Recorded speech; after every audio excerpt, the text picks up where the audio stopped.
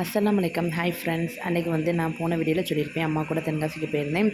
தோசைக்கல் எல்லாம் வாங்கிட்டு வந்திருந்தோன்னு. அப்போ எடுத்த வீடியோ தான் இதுவும். எப்போவுமே வந்து இந்த கடையில் வந்து கேப்பக்கூழ் கம்மங்கூழ் குடிக்காமல் நாங்கள் போகவே மாட்டோம். அது இந்த வெயிலுக்கு இதமாக அந்த கூழ் வந்து குடித்தோம்னா அவ்வளோ ஒரு வயிற்றுக்கு குளிர்ச்சியாகவும் இருக்கும். மற்ற எதுவும் சாப்பிட்றதை விட இந்த கூழ் வந்து கிடைக்குமான்னு எப்போவுமே வந்து இந்த டைமில் வரும்போது இந்த கடையே இருக்காது. இன்றைக்கி வந்து அம்மாட்ட சொன்னேன், இருக்குமா இருக்காதான்னு ஒரு இதோடு தான் வந்தோம். ஆனால் அம்மா பார்த்துட்டு சொன்னிச்சு, உனக்கு பிடிச்ச கேப்பக்கூழ் இருக்குது, வா வாங்கி குடிப்போம் அப்படின்னு சொல்லியிருந்தாங்க. அவங்க அழகாக வந்து அந்த கேப்பக்கூழை நல்லா கலக்கி அம்மாவுக்கு எனக்கு போட்டு தந்து அதில் நல்லா பொடி புளிலாம் போட்டு தந்தாங்க. அதுக்கு வந்து சைடிஷ்டாக வந்து நிறையாவே வச்சுருந்தாங்க.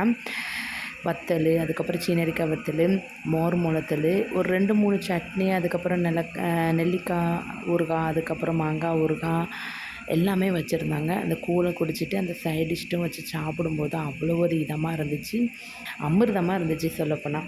காலையில் பிள்ளைங்கள ஸ்கூலுக்கு அனுப்பிட்டு சாப்பாடெலாம் செஞ்சு வச்சுட்டு வந்தோம். ஆனால் மத்தியானம் சாப்பிடவே முடியலை. இந்த கூழ் குடித்ததே அந்தளவுக்கு ஃபுல்ஃபில்லாக இருந்துச்சு. ஒரு நல்ல ஒரு புத்துணர்ச்சியாக இருக்குது. எப்போவுமே வந்து வீட்டில் நம்ம செய்ததை விட இந்த மாதிரி வந்து வெளி இடத்துல வந்து சாப்பிடும்போது, அதுவும் இந்த கூழ் குடிக்கும்போது நம்ம செஞ்சதை விட இவங்க செஞ்சது ரொம்பவே அருமையாக இருந்துச்சு. ஏன்னா அந்த மண்பானையில் வச்சு தந்தாங்களா, அதுவும் நல்லா குளுமையாக இருந்துச்சு. குடிச்சு கிளம்பலான்னு தான் பார்த்தோம். அந்த கூழ் கடைக்கு ஆப்போசிட்டில் தான் வந்து பொடி உள்ளி வந்து வச்சுருந்தாங்க. நல்லா காஞ்ச உள்ளியாக வச்சுருந்தாங்களா.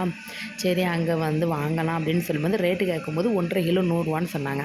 எங்கள் ஊரில் வந்து 1 கிலோ 80 ரூபான்னு சொன்னாங்களா. சரி இங்கே வந்த மட்டும் நம்ம வந்து இந்த பொடி உள்ளி வாங்கிட்டு போயிடலாம் அப்படின்னு சொல்லிவிட்டு அம்மா வந்து ரேட்டு கேட்டு 1.5 கிலோ வந்து வாங்கினோம்.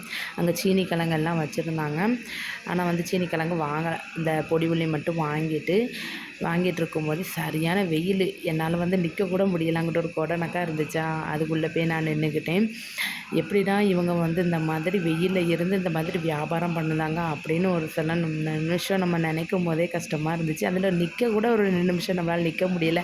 ஏம்மா நல்லா இருப்பேன், நீ வந்து ரூபா கொடுத்துட்டு வாம்மா, நான் இங்கேயே நின்றுக்கிறேன் அப்படின்னு சொல்லிட்டு உள்ளே ஓடியாச்சு.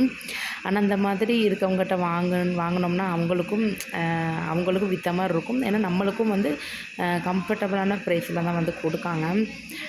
ரொம்ப வந்து நம்ம ஊர் பொறுத்த வரைக்கும் இப்படி இந்த வந்து வெளியில் வந்து வியாபாரம் பார்க்குறவங்ககிட்ட வாங்கினா நம்மளுக்கும் ஒரு அஃபோர்டபுள் ப்ரைஸில் கிடைக்கும்.